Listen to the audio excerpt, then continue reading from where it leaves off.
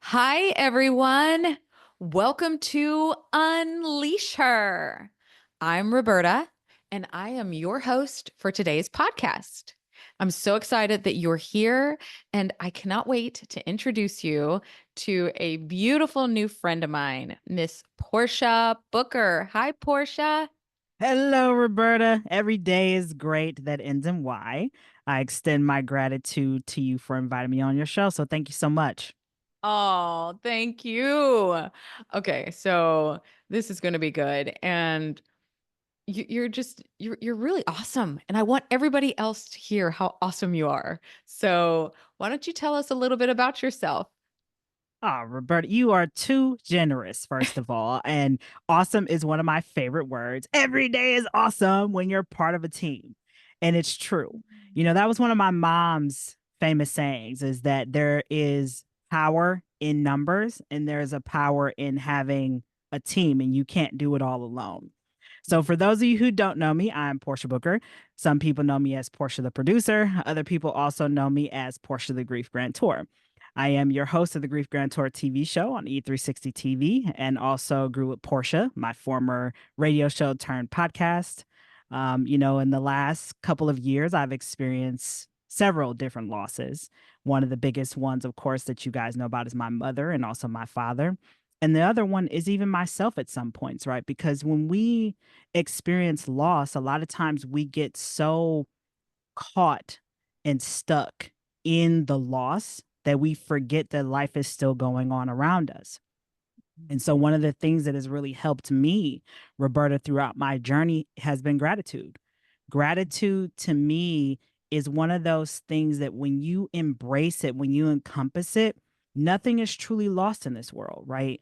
And I think when we have gone through loss, when we're grieving, we get to choose our grief journey. I'm going to say that again. We get to choose our grief journey because a lot of times we get so caught up in grief as doom and gloom. We have to feel guilty. We have to feel resentment. We have to be isolated from everybody.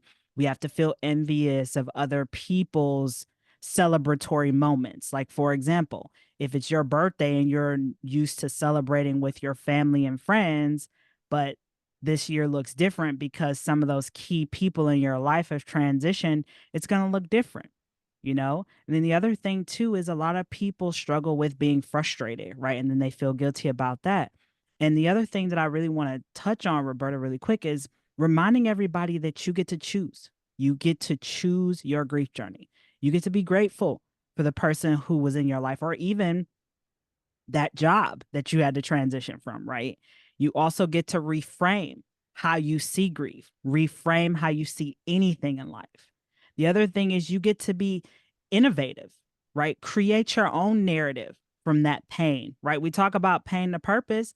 So be innovative in how you do it, and also learn to integrate your grief into your everyday life, right? Because if you don't, if you try to bury grief, what's it going to do? It's going to be like that pot that you keep pouring water into. It's going to keep boiling over, and then you're going to keep bleeding on people, right? The other thing is learn to be empowered in your story, right? There is so much healing that can take place from vulnerability and sharing your story, because really, what's so bad about what you've been through? I love to say this, Roberta, and I know I'm talking a lot, but I love to tell people that your story is not for you. I'm going to say that one more time. Your story is not for you. Your story is to help somebody else from stopping their dreams and goals from making their cemetery wealthier.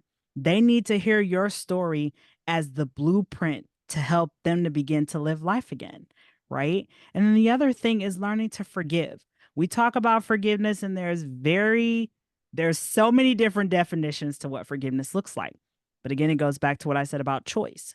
You get to choose how you forgive people. You can choose to forgive them and say, hey, washing you away, wishing you lots of love. I'm keeping it moving to the left, right? Beyonce song.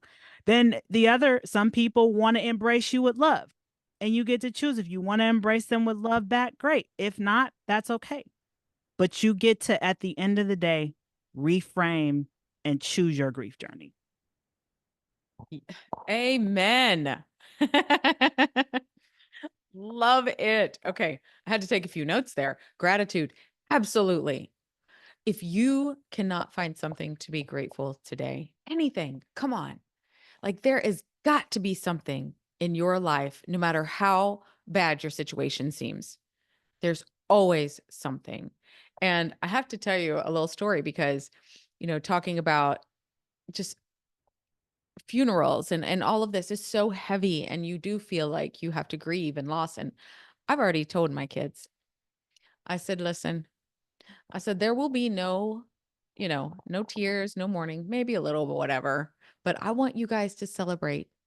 It should be a celebration of life for the time that we were here. And so I've already told them exactly some things that I want them to do, music that needs to be played. And it may sound a little weird to some people, but it's important to me. And so I just felt like, I need to share that. This is my authentic self. This is what I want. Yeah, And and so, Roberta, I want to touch on that really quick because mhm, I think again, we as a society, we're a grief avoidance society, mhm, right? We want to avoid grief. We want to avoid conversations around death. We want to avoid conversations about our final wishes. And my mom, before she transitioned, she was very transparent with us about what she wanted. She said, do not put a whole bunch of money in the ground to bury me, get me cremated. And so when my mom actually transitioned, yeah, it was an entire shock to my system. At the same time, I was able to honor what she wanted because I knew in advance, right? And then we didn't have a traditional funeral for my mom like we did for my dad. Instead, we made it somewhat like a party. We went to the lake and had food and music, and we did a balloon release and we celebrated in our own way. So I think to your point, like we need to understand and respect how other people grieve instead of continuing to put them in a box based on the societal narrative of how grief is supposed to be depicted. Grief is mhm. your own journey. Grief is your own expression, not everybody else's. Yeah. Yeah. Oh, thank you. That's so good. Yeah, and forgiveness, it's sometimes you don't realize, but if you're thinking, well, I think I forgot for have forgiven this person or myself for whatever that may be. I think the question is how do you feel about it? It's always the feeling because if you feel light, if forgiveness feels lighter, like, yeah, I have, then you're good, right? But if it feels really heavy, like, yeah, then maybe you haven't. I think a lot of times we have these things that we haven't dealt with and they're going to show up sometime in our lives. And you're just so amazing. And you're speaking of ability, of course, you're in TV and producing and all of that, so I can understand, but have you always been this way? Have you always been able to converse with everyone and be so confident? Because I need to know about that. So I'll share a funny story with you, Roberta. When I was in J school, journalism school, I went to Kent State. Shout out to my Golden Flashes. When I was at Kent State, I had to try out to be on the newscast, which is TV2 inside of the school, TV2 newscast, flashcast. And believe it or not, Roberta, the very first time that I tried out, somebody was running the teleprompter in the studio. And I love to tell this story because people don't believe me. That they don't believe me that this happened. I read the entire teleprompter clearly. No flubs, nothing. But I wasn't used to having what's called an IFB in my ear where I could hear myself kind of like reverb when you're listening to a song. And so after I read the story, I got up from the desk and ran to the bathroom and hid in there. And my friend, my good friend, she came in the bathroom. She's like, Portia, because I was trying to hide like on top of the toilet so she couldn't see my feet under the stall. So she comes in there and of course she's like, Marco, I'm like Polo. And she said, Portia, what's wrong? You did great. You were just quiet, but you read everything completely fine. And even though I was nervous, that gave me a little confidence boost because then she also took me under her wing to work with me on my speaking ability so I could actually get the position that I wanted. And so I did both TV2 and Black Squirrel Radio, which is Kent State's radio online radio station. So I did both at the same time. And over time, trust me, Roberta, this I wasn't always this confident in my speaking ability. I didn't always believe in myself the way that I do now. And a key component to me building my confidence stemmed from loss because my mom was my biggest cheerleader. And a lot of people, when you lose somebody, it fractures you in so many different ways, especially your parents. Because I read this thing on Facebook last week that talked about how your parents, no matter what age you are, they provide this level of a shield around you when life is going cuckoo for Cocoa Puffs and you feel like you're not in control of things. They provide a level of protection for you. And then when they're gone, you're still yearning that. You're looking for that elsewhere and it's not readily available. And so I say that because when my mom transitioned, I had to learn how to really step up and advocate for myself because I was so used to my mom doing everything. And then I had to essentially let that version of me go, that version of me that was timid, that was afraid to speak up because assertiveness, let's be honest, Roberta, is frowned upon if you're a woman. If you're assertive as a woman, people look at you funny. They want to call you the you know Mm-hmm. what word. We'll leave Mm-hmm. that for another day. They Mm-hmm. want to call you that. Mm-hmm. And by the same token, I used to question my mom because my mom was very assertive. And I used to be intimidated by how she showed up in that way. But now I understand why. Because my mom was not afraid to go for what she wanted. And she was showing me using herself as an example of how not to be in the world. A closed mouth don't get fed. And after she left, after she transitioned, yeah, I was in the fog of my grief for a while. And this year, 2024, has been the hardest year for me because I'm more present with the permanence of my mom's transition in comparison to when the initial transition happened. I was still trying to wrap my head around, is this a dream or is this reality? And so my mom was one of the biggest people that really helped me to build my confidence because obviously her transition forced me to step up.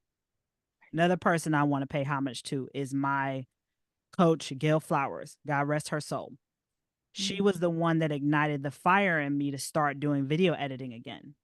Because after my TV career, those of you who know my story about how when I landed my dream job at NBC and things were going great, kumbaya, and then the dream turned into a nightmare very quickly. I'll kind of spare you the story. But let's just say I almost jumped off of a bridge and died from a completed suicide as a result of that journey.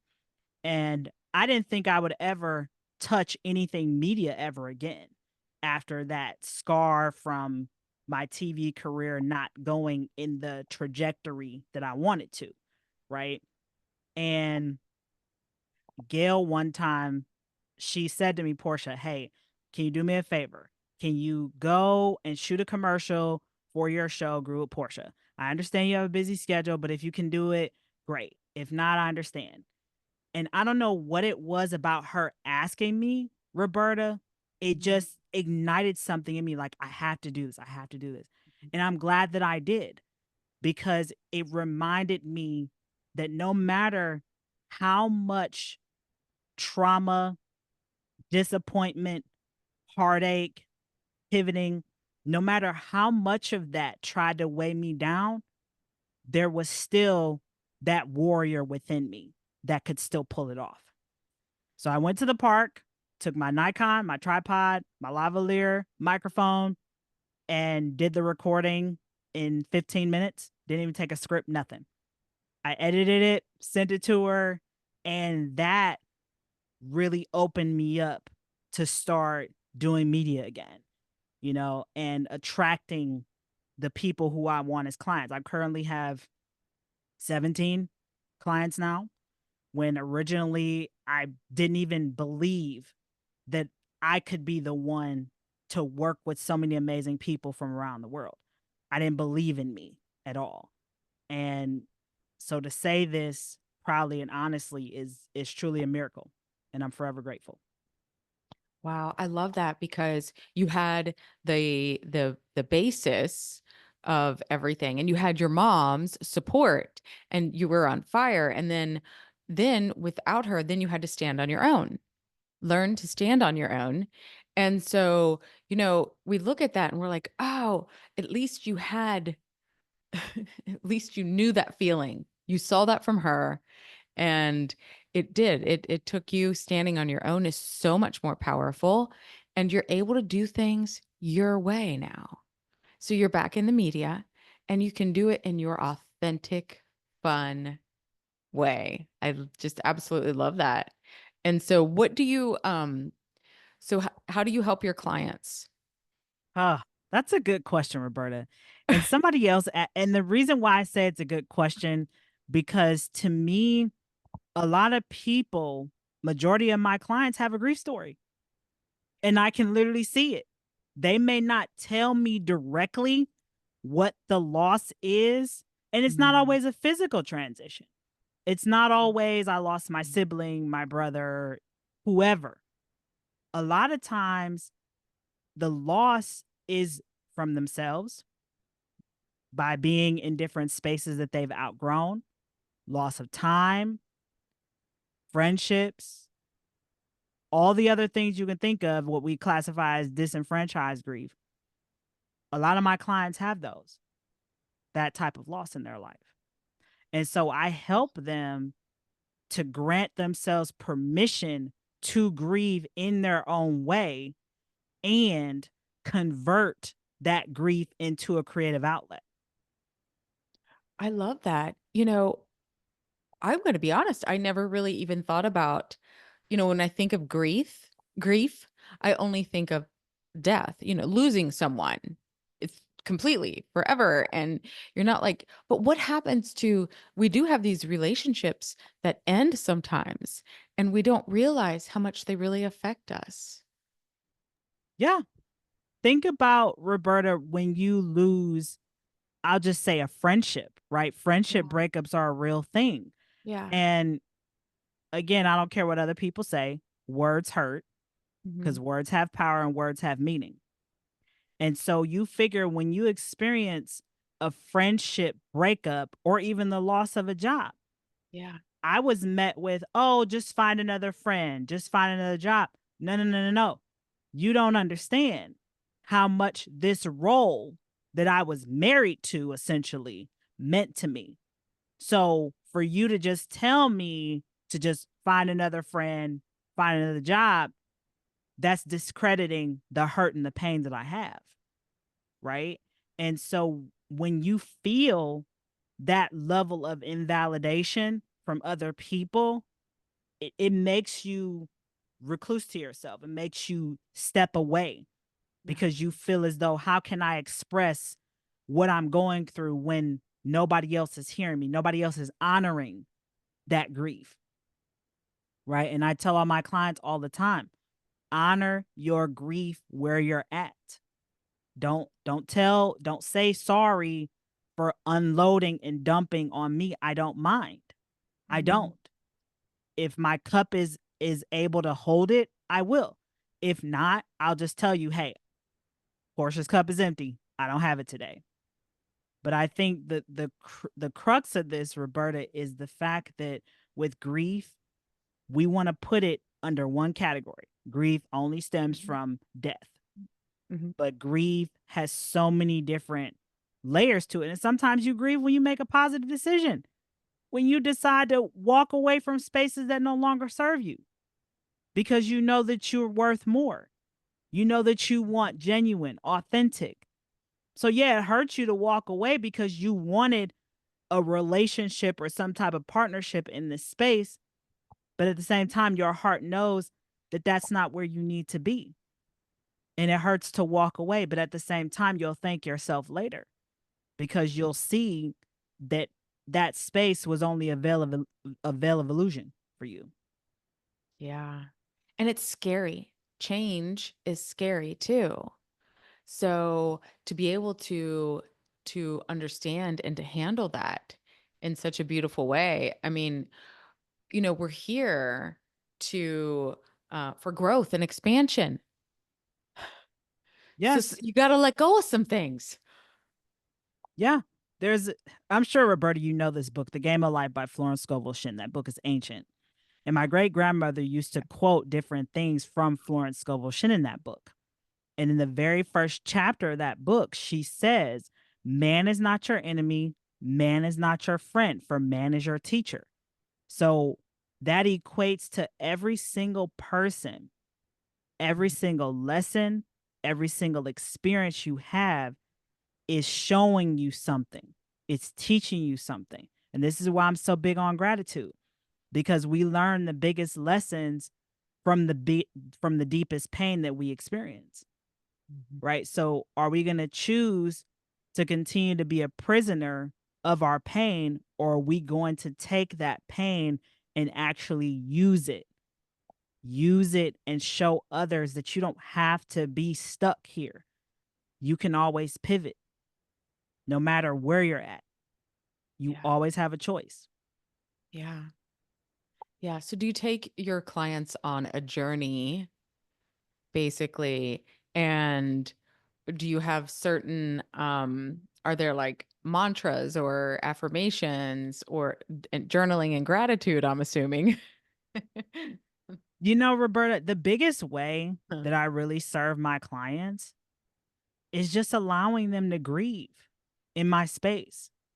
And then we find a way for them to express it to their targeted audience, whether it's through a podcast, a Mhm. TV show, a Yeah. book, Yeah. a journal, even if it's just being guest on shows, right? If that's their goal.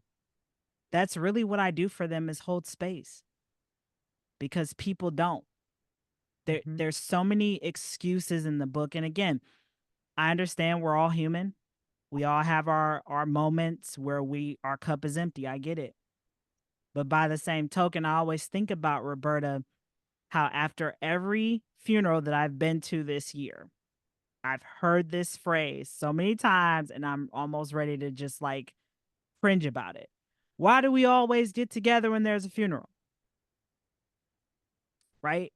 We hear this time and time again, and yet there's people right now who need support today, Yeah. even though the funeral was however many years ago. Yeah.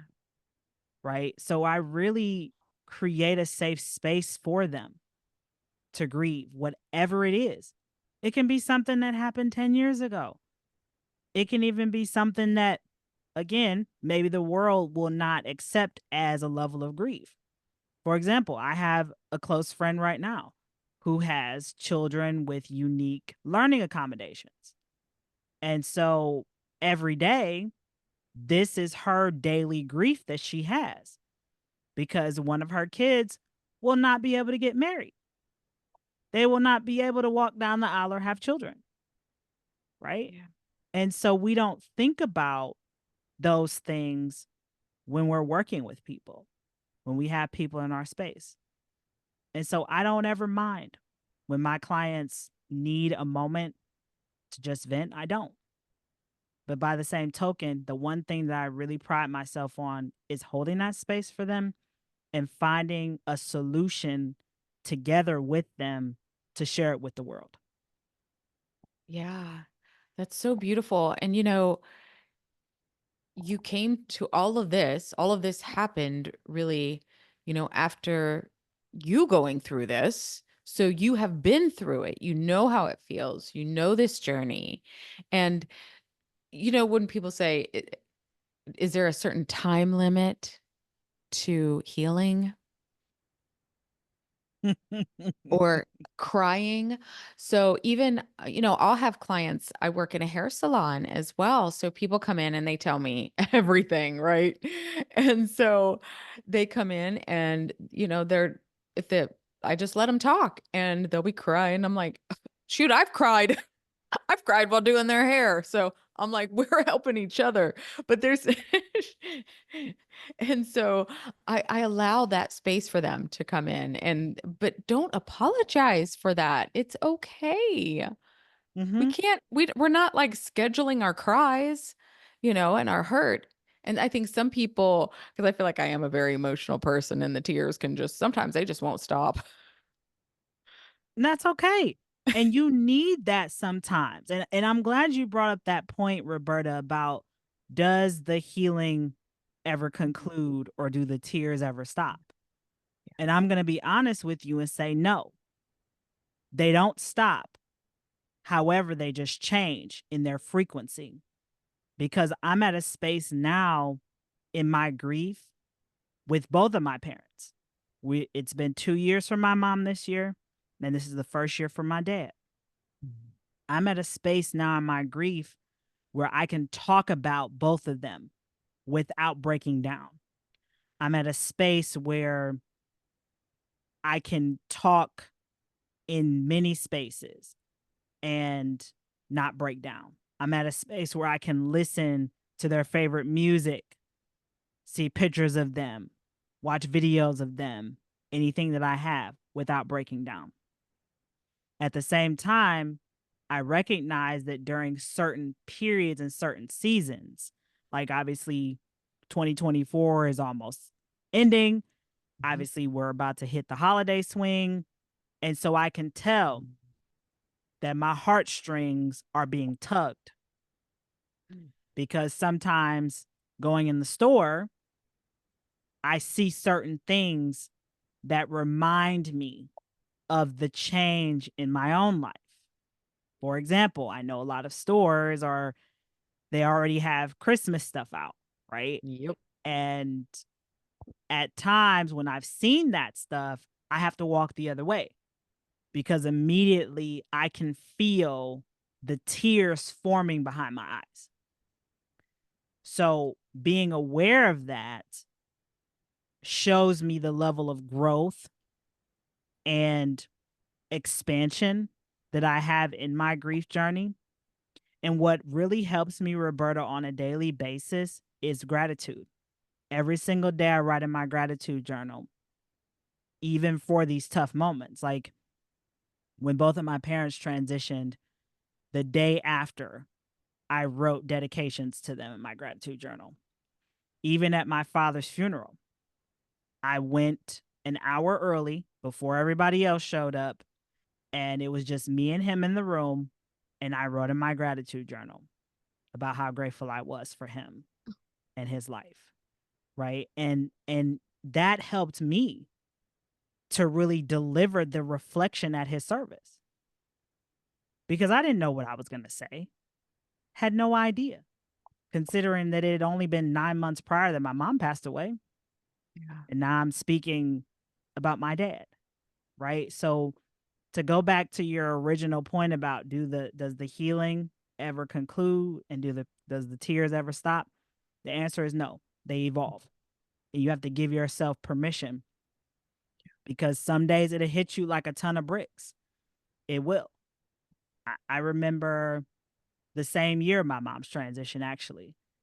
I was speaking not a retreat. I was at a leadership conference in St. Louis. It was November of 22.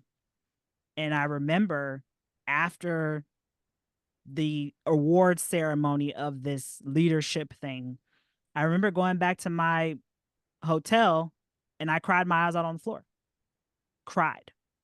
I cried my eyes out because seeing other people and their families celebrating them reminded me of what I was missing.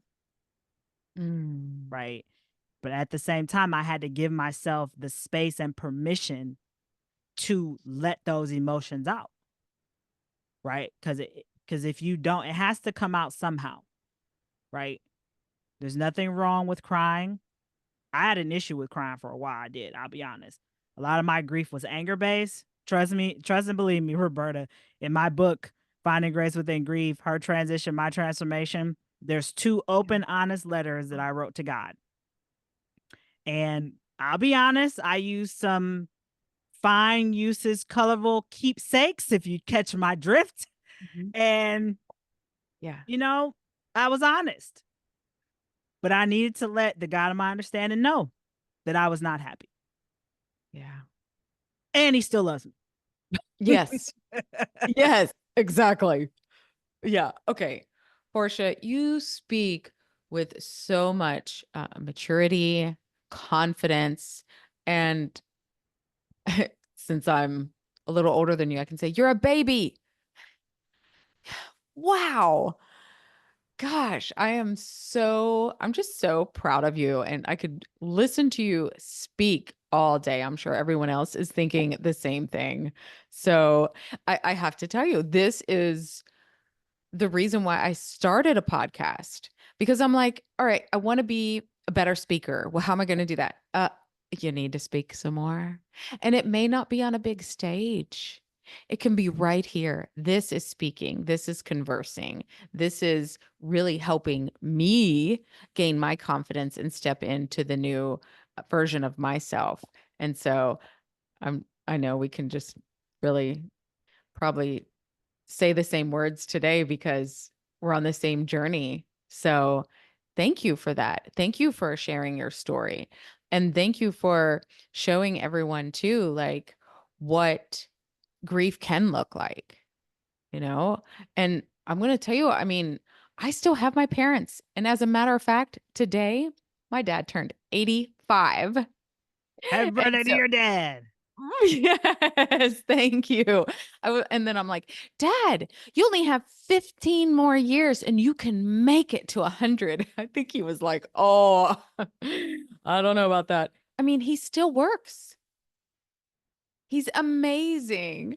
And it's just such a great motivator to myself. So yeah, anything you want to say about that? Like for you, is it just the more that you would do, more practicing and speaking more helps you become a better speaker. So, first of all, again, Roberta, I extend my gratitude to you for inviting me on your show. Second, happy birthday to your dad, 85. Keep it going. Keep it going. I mean, obviously, love him, cherish him, ask him all the questions you can about life because I'm sure he's got plenty of stories. I'm sure. Yeah. And as far as building on your speaking ability, I'm a firm believer the more that you read and the more that you practice, the better you get. And Mm. laugh at yourself when you fumble over a word, right? Mhm. And just be you, right? You'll find your rhythm, you'll find your footing. One of the things that I always do when I'm hosting my show is I do a warm up every time. So I always take time to write out what I want my intro to be for my show. Like, let's say if I'm interviewing you, right? I know part of your story, you and your daughter. By the way, I had an opportunity to listen to her music. She sounds amazing. Oh, And if I know who I'm going to have, I find a way to integrate a piece of my story to connect with my audience and also honor you as the guest, right? So if I just happen to have you and your daughter on my show, the common denominator in both of our stories is grief, right? There's some grief in your story, your daughter's, and mine. So I would find a way to weave that into my intro and introduce you, right? And then I practice it. I don't use like a script when I'm on camera or when I'm doing shows. I don't use a script. And a lot of times, all the questions that I have, I do my research, read your bio, look through your social media, and I come up with questions organically that I really want to know that I know the audience may not think of to ask you. And then I just go with the flow. I listen to what you say, and a lot of times I don't even go through the questions that I write down if I do write down four or mhm. five because you say something and immediately my brain is like, oh, I want to ask this, I want to ask this, I want to ask that. So in conclusion to what you're asking, Mhm. read and practice. I think you're on the right track, Roberta. Just keep going. People love your show. Obviously, you invited me on. I'm honored. I know that you've had several people who we both know and comment on your show, and it'll take you far. It will. As long as you know in your heart that you're doing it because you love it and not for the money, you'll go far. 100%. Yes, this is amazing. So I really struggled with starting the podcast. And earlier I was like, oh, I don't want to do that. That sounds like a lot of work. It And is. so this it can be. So this year I'm like, no, we're going to give it a try and let's see what happens. And do you know what? I'm doing things my way. There are no rules. I'm sorry. And for anyone that, if you hear a little this or that, nope, I have done almost zero editing because it is not, it's just not, how do I want to say this? So it's just not part of my You're life right now. unscripted. You want to be authentically and It's genuinely real. unapologetic. Yeah. Yes, it's just real. It's just real life. And we pause, and so the editing thing, was one of the things that was going to stop me. And I'm like, nope, no, we're just going to do it. We're going to put it out there and people are going to love it and people may not like it. And if they don't, I really don't care. So it is what it is. But it's doing amazing. Thank you so much. Over 20 countries now people have listened to this podcast and I never would have imagined. And I thank you. I didn't go in this thinking, how much money am I going to make from it? That wasn't it. And so it's turned into this beautiful thing. And I am more proud of this, I think more than my book that I wrote, which is absolutely crazy. So we just don't know, but you got to get past the part of it's too difficult, I'm afraid, or whatever that may be. Okay. So, and here you go, guys. At the end of this podcast, here comes the sweeper. I am in the conference room. Yep, I'm gonna put this in here just to let you know. I'm in the conference room. They're running the sweeper. You may hear, you may not. And but we're at the end of this, and I know y'all have enjoyed it because Portia is absolutely amazing. And is there anything else you would like to say before we end the podcast? Again, Roberta, thank you so much for having me on. And I would just say to your audience, don't let perfection be Mm, your prison cell. Seriously. Don't let perfection be your prison cell. As Roberta said, just start where you're at. You'll get better over time. Consistency and give yourself a shot, right? Bet on you for once. I always ask my friends, some of my friends are always messaging me like, Portia, I want to do this. I want to do that. I want to write that book. I want to go to this school. And my main question to them is, what is the hurt? mm, What is mhm. the hurt? Yeah, I Nothing love it. beats a failure but a try. Yeah. Yes. Thank you. Okay. So beautifully said. Thank you again. It has been a pleasure. And I'm sure that we will be having some beautiful conversations in the future. I appreciate you. And you guys, if we can help you in any way, please reach out. Okay. Thank you again, Portia. And thank you all for coming today. And, like my grandma used to say, because I guess she didn't like goodbyes. So instead of goodbye, it's see y'all later. Peace and hair grease, y'all.